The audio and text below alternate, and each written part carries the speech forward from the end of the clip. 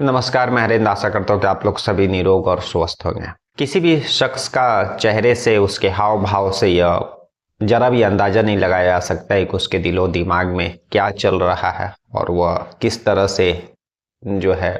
साजिश को अंजाम दे सकता है। ये अगर एग्जाम्पल के तौर पर आप लेंगे तो बहुत सारे ऐसे क्राइम हुए हैं जिसमें लड़के लड़कियों का शादी उन लोगों की रजामंदी से होता है और फिर रजामंदी से होने के बाद जो है कहीं पर 10 दिन के बाद तो कहीं पर महीने दिन के बाद और किसी केस में 2 साल के बाद, किसी में 8 साल के बाद जो है एक्स्ट्रा मैरिटल अफेयर या फिर किसी अन्य कारण से जो कि शादी के पहले से चल रहा था, उसी के कारण जो है क्राइम को अंजाम दिया जाता है और किसी का जान लिया जाता है। और फिर यह क्राइम जब खुल करके बाहर आता है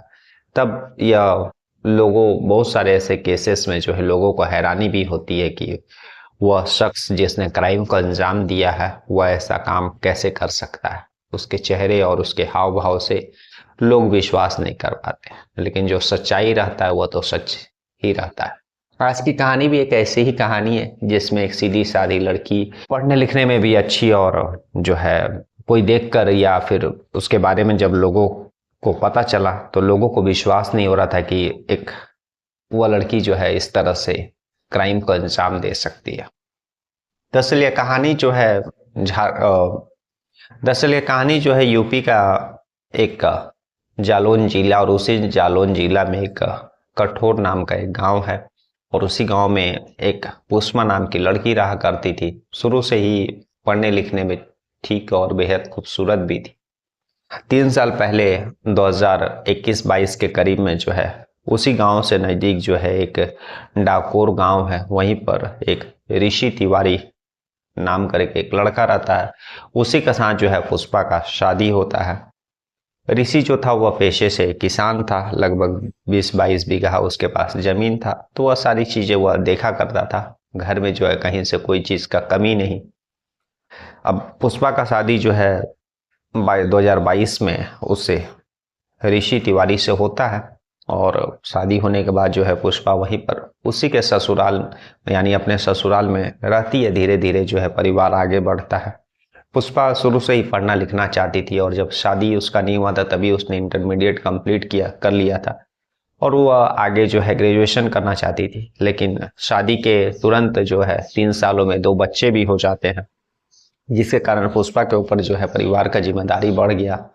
और तभी जो है पुष्पा और उसके जो पति रहते वे दोनों मिलकर के डिसाइड करते कि वो आगे का पढ़ाई कंटिन्यू नहीं करेगी।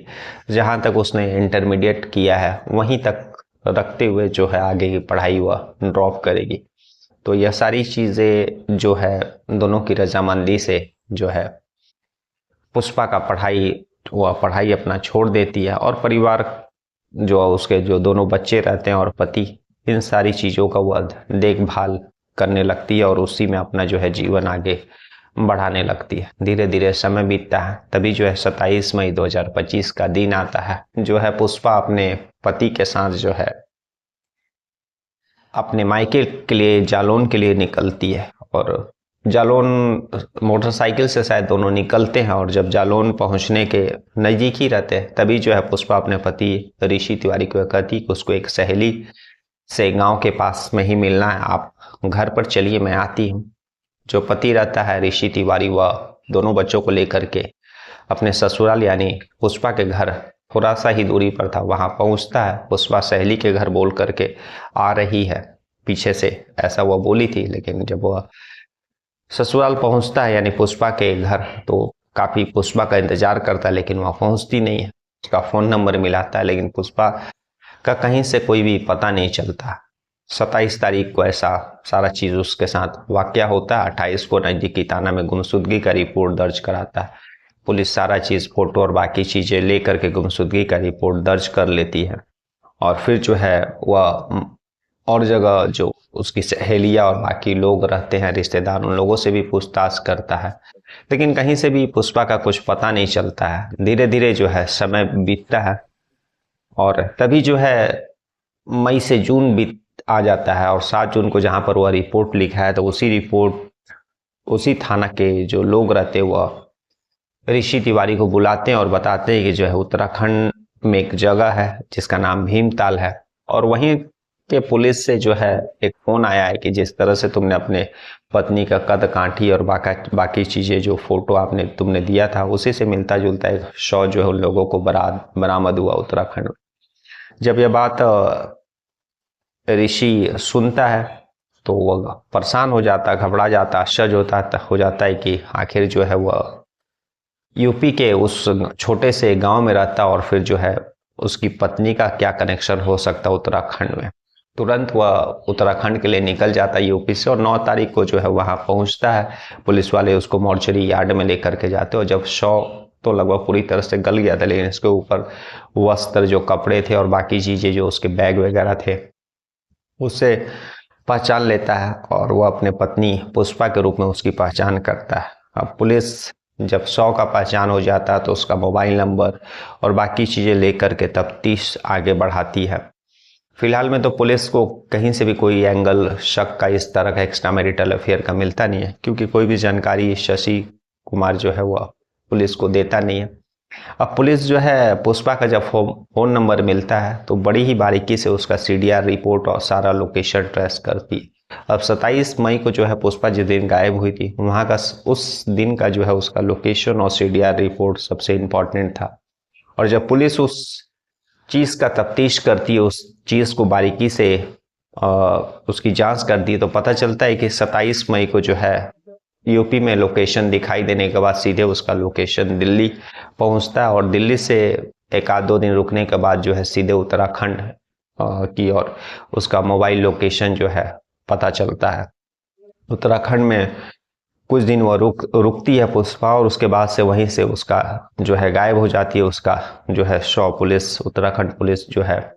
वह एक नदी से एक तालाब से बरामद करती है। तो अब यह सबसे बड़ा सस्पेक्ट था कि आखिर जो है यूपी के एक छोटे गांव से दिल्ली और फिर उत्तराखंड कैसे पुष्पा पहुंची। तभी जब पुलिस की IT टीम जो है इस नंबर की तफ्तीश कर रही थी तो पुष्पा के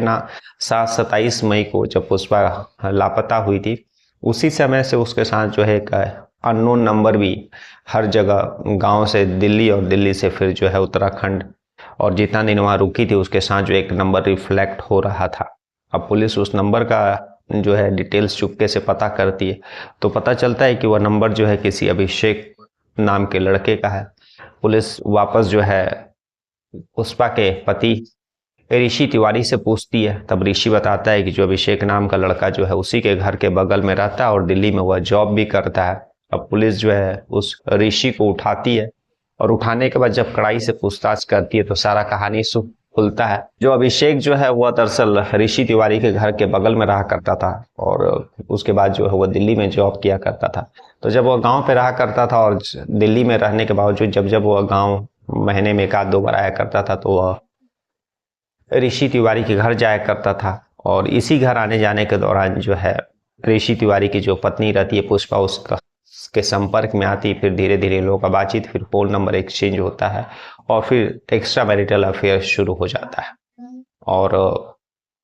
अभिषेक जो है इसको पुष्पा से जस्ट जो है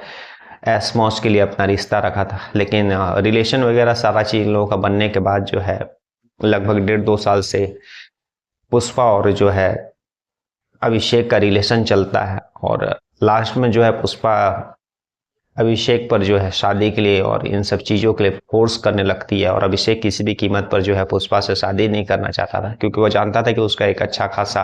घर है, उसके 2 बच्चे हैं, तो शादी का कोई सवाल ही नहीं होता। लेकिन पुष्पा जो है उसको शादी के लिए फोर्स करने लगती है और फोर्स करने के बाद जो उसके पीछे ही पड़ जाती है। तब जो है